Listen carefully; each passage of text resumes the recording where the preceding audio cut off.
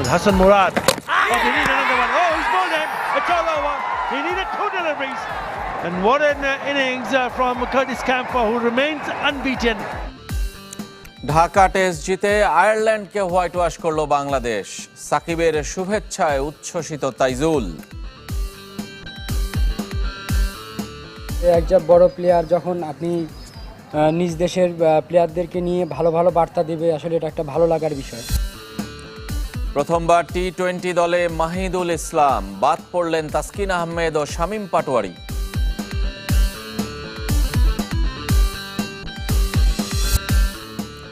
Football লিগের নতুন logo প্রকাশ করে বিপাকে বাফুফে। কাল কুমিল্লায় পুরনো ক্লাব মোহামেডানের বিপক্ষে নামবেন আবাহনীর দিয়াবাতে।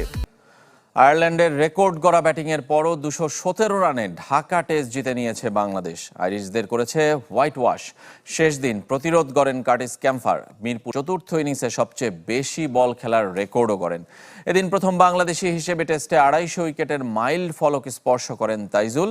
তবে 100তম টেস্টে শতক হাঁকিয়ে ম্যাচ সেরা মুশফিকুর রহিম। সব অনিশ্চয়তা শেষ হলো মাত্র 2 বলে। হাফ ছেড়ে বাঁচল বাংলাদেশ।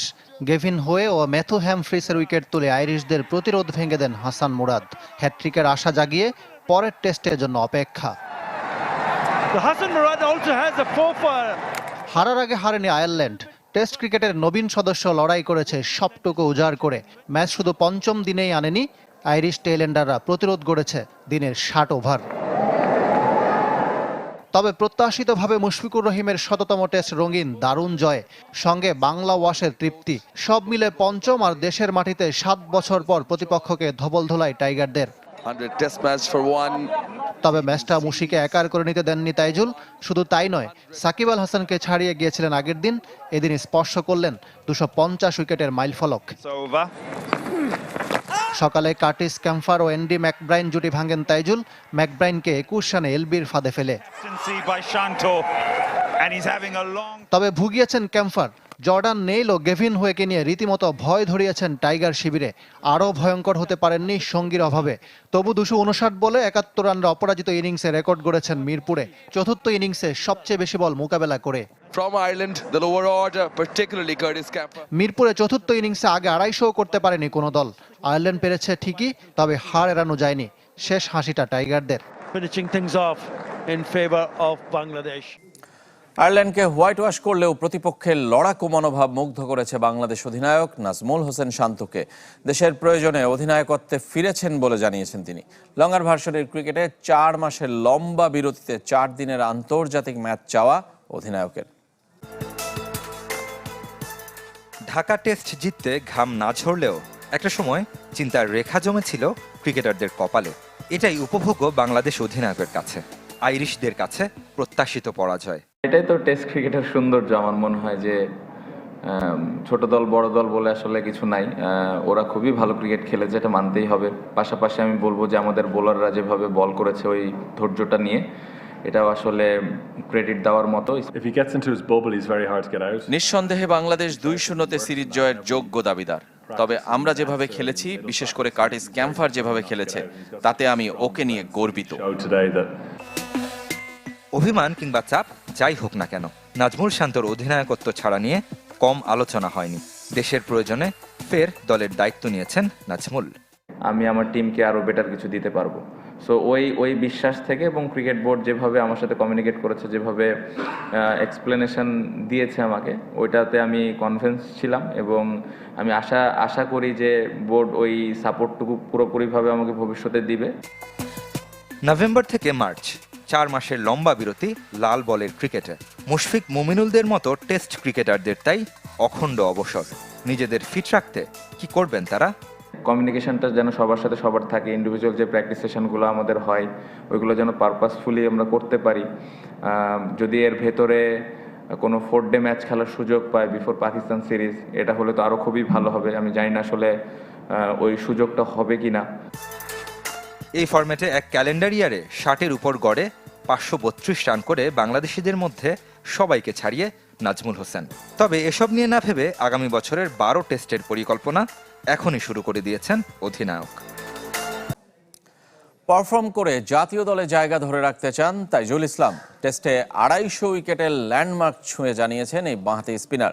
সামাজিক যোগাযোগ মাধ্যমে সাকিবের পোস্ট দেখে অনুপ্রাণিত তাইজুল।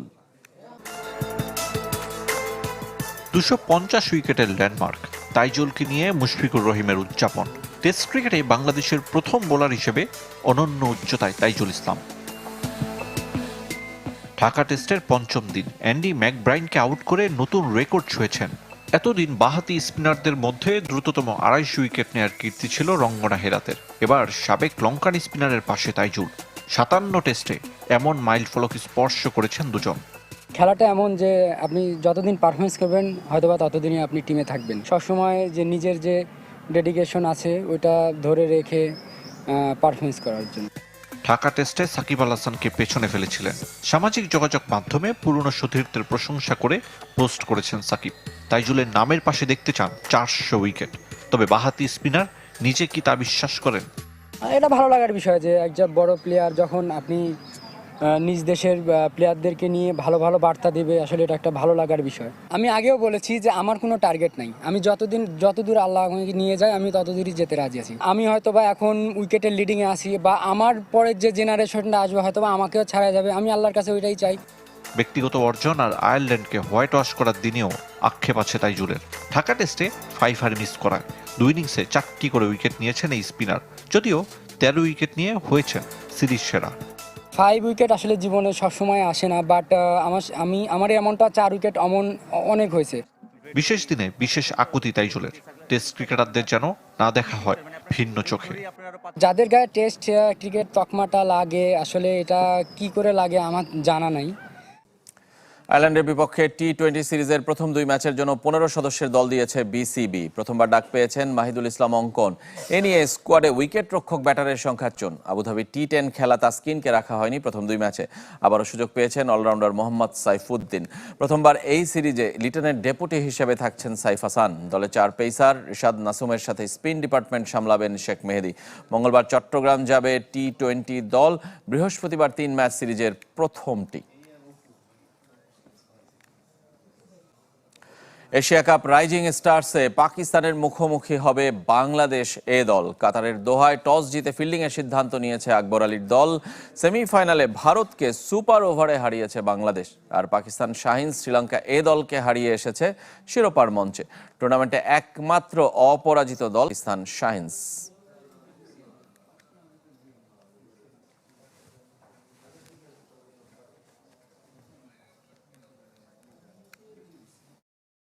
জানাবো একদিনে লোগো নিয়ে 2 বার আলোচনায় ফুটবল ফেডারেশন। সকালে বাংলাদেশ ফুটবল লিগের লোগো প্রকাশ করে বাফুফে, যা মিলে যায় বেশ কটি প্রতিষ্ঠানের লোগোর সাথে। আর বিকালে মিশন অস্ট্রেলিয়ার লোগো অনেকটাই অস্ট্রেলিয়া ফুটবল ফেডারেশনের লোগোর অনুকরণ। বাফুফের সভাপতি দুঃখ প্রকাশ করেছেন ভুল বোঝাবুঝির কারণে স্পন্সর ঘোষণা অনুষ্ঠানে নারী উইং চেয়ারপারসন